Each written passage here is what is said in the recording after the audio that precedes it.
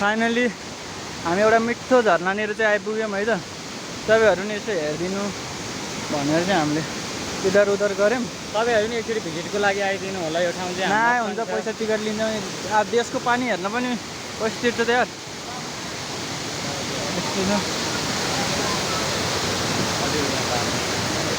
बडा रहेछ यहाँ, त्यही भएर मान्छेहरू ननुहाउनु भन्दो रहेछ नि त यता, किनकि पानीको स्रोत बडा छ, जे पनि हुनसक्छ।